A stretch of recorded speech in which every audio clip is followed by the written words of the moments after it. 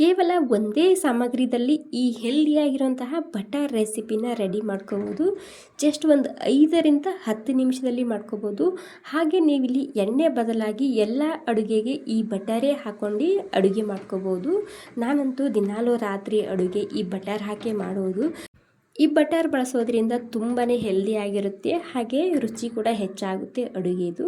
ನೋಡಿ, ನಾನಿಲ್ಲಿ ಈ ಬಟರ್ ರೆಸಿಪಿ ಮಾಡೋದಕ್ಕೆ ಮೊದಲಿಗೆ ನಾನಿಲ್ಲಿ ಕೆನೆ ತೊಗೊಂಡಿದ್ದೀನಿ. ಸುಮಾರು 1 ವಾರ ಕೆನೆನ ನಾನು ಸ್ಟೋರ್ ಮಾಡಿಟ್ಟಿದ್ದ. ನಾವೇನು ಹಾಲು ಕಾಸ್ತೀವಲ್ವ, ಹಾಲು ಕಾಸಿದ ಮೇಲೆ ಕೆನೆ ಬರುತ್ತೆ ನೋಡಿ, ಆ ಕೆನೆನ ನಾನಿಲ್ಲಿ 1 ವಾರ ಸ್ಟೋರ್ ಮಾಡಿಟ್ಟಿದ್ದ. ಇವಾಗ ನನಗೆ ಬೆಣ್ಣೆ ಮಾಡೋದಿತ್ತು, ಹೀಗಾಗಿ ನಾನಿಲ್ಲಿ ಫ್ರೀಜ್ಲಿಂದ ಒಂದು 2 ಗಂಟೆ ಮೊದಲೇ ಹೊರಗಡೆ ಎತ್ತಿಟ್ಟಿದ್ದ. 2 ಅಥವಾ 1 ಗಂಟೆ ಮೊದಲೇ ಹೊರಗಡೆ ಎತ್ತಿಟ್ಕೊಂಡು ಈ ರೀತಿ ಬೆಣ್ಣೆನ ತಕ್ಕೋಬೋದು.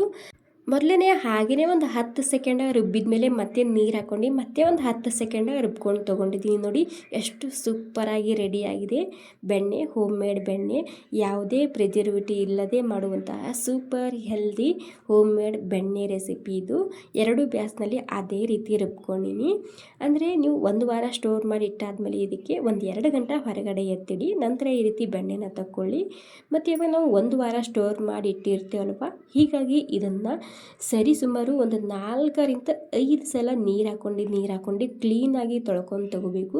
ಯಾಕಂದರೆ ನಾವು ಜಾಸ್ತಿ ದಿನ ಸ್ಟೋರ್ ಮಾಡಿ ಇಟ್ಟಿರ್ತೀವಲ್ವ, ಸ್ಮೆಲ್ ಬರೋದಿಲ್ಲ. ಈ ರೀತಿ ಕ್ಲೀನಾಗಿ ನೀರು ಹಾಕಿ ತೊಳೆಯೋದ್ರಿಂದ ನಾನು ಸುಮಾರು ಒಂದು 4 ಸಲ ತೊಳ್ಕೊಂಡು ತೊಗೊಂಡಿದ್ದೀನಿ. ಈ ರೀತಿ ಒಂಚೂರು ಕೂಡ ಸ್ಮೆಲ್ ಇರಬಾರ್ದು. ಹಾಗೆ ಇಲ್ಲಿ ನೀರು ಹಾಕಿ ಎಷ್ಟೊತ್ತನ ನೀವು ತೊಳಿಬೇಕಂದ್ರೆ ಈ ರೀತಿ ನೀರು ಫುಲ್ ಕ್ಲೀನಾಗಿ ಬರಬೇಕು, ಅಲ್ಲಿ ತನಕ ಇದನ್ನು ನೀವು ತೊಳ್ಕೊಬೇಕಾಗುತ್ತೆ. ಓಕೆ ನೋಡಿ, ಇದೇ ರೀತಿ ಒಂದು 4 ಸಲ ನಾನಿಲ್ಲಿ ತೊಳ್ಕೊಂಡು ತೊಗೊಂಡಿದ್ದೀನಿ. ಲಾಸ್ಟ್ನಲ್ಲಿ ಇದರಲ್ಲಿ ಒಂದು ಸ್ವಲ್ಪ ಕೂಡ ನೀರು ಇರಬಾರ್ದು, ಎಲ್ಲನೂ ಈ ರೀತಿ ಜಾನಿ ತೆಗಿಬೇಕಾಗುತ್ತೆ. ಓಕೆ ನೋಡಿ, ಒಂದು ಸ್ವಲ್ಪ ಕೂಡ ಇದರಲ್ಲಿ ನೀರಿಲ್ಲ, ಎಲ್ಲನೂ ನಾನಿಲ್ಲಿ ಜಾನ್ ತೊಗೊಂಡಿದ್ದೀನಿ. ಇವಾಗ ನೀವು ಇದನ್ನೇ ಕಾಸಿದರೆ ತುಪ್ಪ ರೆಡಿ ಮಾಡ್ಕೋಬೋದು. ನಾನಿಲ್ಲಿ ಬಟರ್ ಮಾಡ್ತಿದ್ದೀನಲ್ವ, ಹೀಗಾಗಿ ಇದಕ್ಕೆ ಒಂದು 1/4 ಚಮಚ ಆಗುವಷ್ಟು ಅರಿಶಿನ, ಹಾಗೆ ಒಂದು 1/4 ಚಮಚ ಆಗುವಷ್ಟು ಉಪ್ಪು ಹಾಕ್ಕೊಂಡಿನಿ. ಜಾಸ್ತಿ ಕ್ವಾಂಟಿಟಿದಾಗಿದೆ, ಹೀಗಾಗಿ ನಾನಿಲ್ಲಿ 1/4 ಚಮಚ ಹಾಕ್ಕೊಂಡಿನಿ. ನೀವಿಲ್ಲಿ ಸ್ವಲ್ಪ ತೊಗೊಂಡ್ರೆ ಒಂದು ಸ್ವಲ್ಪನೇ ಹಾಕ್ಕೊಳ್ಳಿ, ಉಪ್ಪು ಹಾಗೂ ಅರಿಶಿನ ಎಲ್ಲ ಸೇರಿಸಿ ನೀಟಾಗಿ ಮಿಕ್ಸ್ ಮಾಡಿಕೊಂಡ್ರೆ ಆಯಿತು. ಇದನ್ನು ಈ ರೀತಿ ಟಿಫಿನ್ ಬಾಕ್ಸ್ಗೆ ಹಾಕಿಡ್ತಿದ್ದೀನಿ. ಸುಮಾರು 1 ಗಂಟೆ ಇದನ್ನು ಫ್ರೀಜ್ನಲ್ಲಿ ಎತ್ತಿಟ್ರೆ ಸಾಕು, ಪ್ಯೂವರ್ ಆಗಿರುವಂತಹ ಹೋಮ್ ಮೇಡ್ ಬಟರ್ ರೆಸಿಪಿ ರೆಡಿಯಾಗುತ್ತೆ. ಈ ರೀತಿ 10 ನಿಮಿಷದಲ್ಲಿ ರೆಡಿ ಮಾಡ್ಕೊಂಡು ನೀವು ಇದನ್ನು 1 ತಿಂಗಳ ತನಕ ಫ್ರಿಜ್ನಲ್ಲಿ ಸ್ಟೋರ್ ಮಾಡಿ ಇಟ್ಕೋಬೋದು. ಸ್ಯಾಂಡ್ವಿಚ್ಗೆ, ಚಪಾತಿಗೆ, ಪರೋಟ, ಪೂರಿ ಹೀಗೆ ಎಲ್ಲದಕ್ಕೂ ಇದನ್ನು ಬಳಸ್ಕೋಬೋದು.